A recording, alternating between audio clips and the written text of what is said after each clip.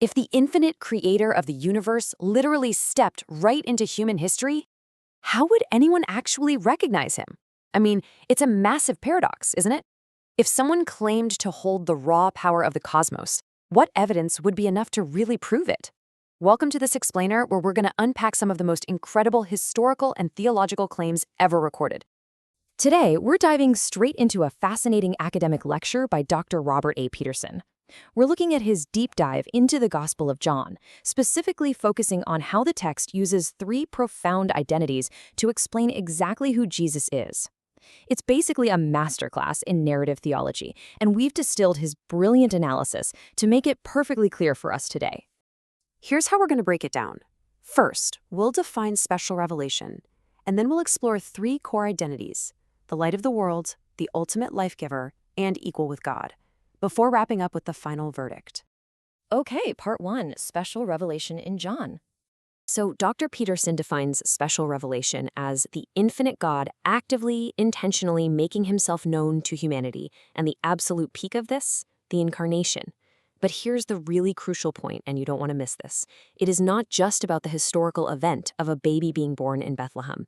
As Peterson emphasizes, it's the ongoing revelation of God's character through the life, death, and resurrection that follows. The text uses specific metaphors to show us exactly who is being revealed. Moving right along to part two, the light of the world. Take the story of the man born blind. Jesus heals him using, well, a pretty unusual method. He literally spits on the ground, makes mud, and rubs it on the guy's eyes. When the man washes it off and comes back actually seen, it sparks total chaos. It's kind of funny when you read it, honestly. His own neighbors can't even recognize him. They're standing around arguing over whether it's actually him or just someone who looks like him, while he has to keep insisting, guys, I am the man. And Dr. Peterson points out a really profound irony here. It's a brilliant comparison. On one side, you've got the physically blind man who not only gets his physical sight back, but he's progressively gaining spiritual sight too. But then on the flip side, you have the Pharisees, the supposed spiritual leaders of Israel. They have perfect physical sight, yet they are completely, entirely spiritually blind to what is happening right in front of their faces. This actually leads to a sadly hilarious moment. The Pharisees drag the guy in for an interrogation, completely obsessed with the legalistic technicality that this miracle happened on a Saturday, the Sabbath. They're insisting Jesus has to be a sinner. And the formerly blind man, he just wittily shuts them down. He says, whether he's a sinner, I don't know. But one thing I do know, though I was blind, now I see. He's just exposing their absolute absurdity. I mean, they are missing a monumental miracle because they are so fixated on their rigid rules. Well, because of his defiance, the leaders violently throw the man out of the synagogue. He's an outcast now, but Jesus intentionally goes looking for him. Dr. Peterson highlights this as an incredibly rare, astonishing moment of genuine Christian worship in the text. Jesus asks if he believes, and the man simply says, "Lord, I believe," and worships him. It perfectly illustrates that the light came to give sight to those in darkness, while simultaneously exposing those who are just arrogantly blind.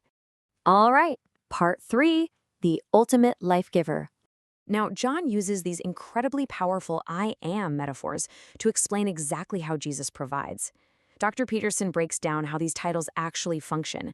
You see, just like physical bread sustained first-century Palestinians as the absolute daily staff of life, Jesus claims to be the bread of life, providing true spiritual sustenance.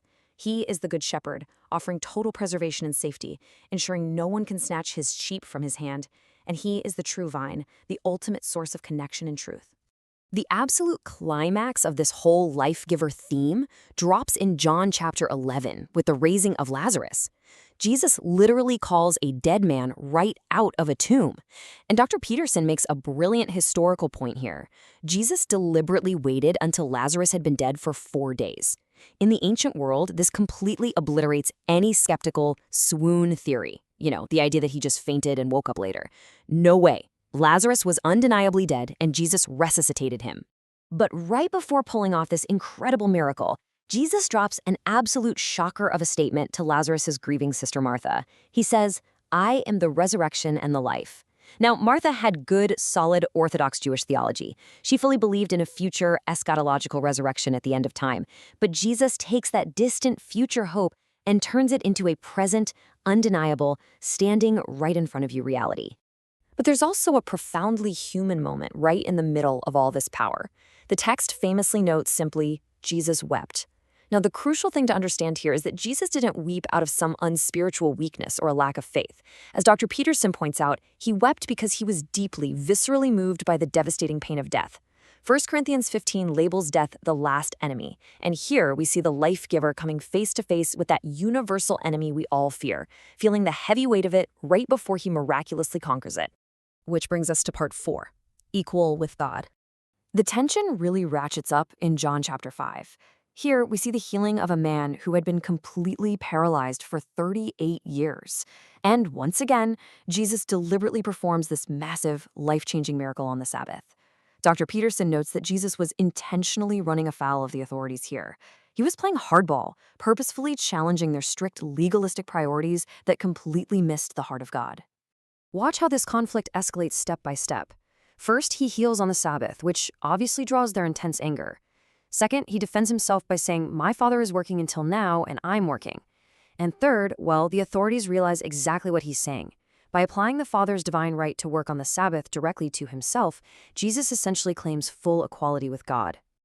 To really grasp why this was so incredibly offensive to them, Dr. Peterson shares some fascinating historical context from the Talmud. You see, even the strictest later rabbis had to admit that God himself must work on the Sabbath. Why? Well, because Jewish babies are born 7 days a week. People pass away 7 days a week. God's cosmic providence never takes a day off. So when Jesus claims the right to work on the Sabbath alongside the Father, he is placing his miracle on the exact same level as the constant providence of Almighty God. It is an undeniable claim to divine authority. By leaning into these provocations, Jesus essentially painted a massive target on his own back.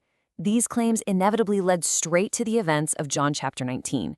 Dr. Peterson points out the tragic irony of the trial before Pilate. Pilate actually finds no guilt in him, yet the religious leaders demand his crucifixion strictly on a legal basis. Their argument? We have a law, and according to that law, he ought to die because he has made himself the Son of God. His ultimate condemnation was directly, legally tied to this incredible claim. And finally, part 5, the final verdict. The text presents this stark, totally unavoidable divide. Dr. Peterson emphasizes that there's really a dual response to the Incarnation. The predominant response, tragically, is rejection. The inadequate faith and hardened hearts we see in the Pharisees. But the required response is true belief, like the wholehearted worship of the former blind man or the bold confession of Martha. The consequence of this choice is eternal. It's either confirmed spiritual blindness or the reception of true eternal life. Which leaves us with one final, deeply personal question to consider as we wrap up this explainer today. When confronted with this light, does it illuminate your understanding, or does it just confirm your blindness? It's a heavy question, for sure, but that is exactly what this remarkable source material asks of absolutely anyone who reads it.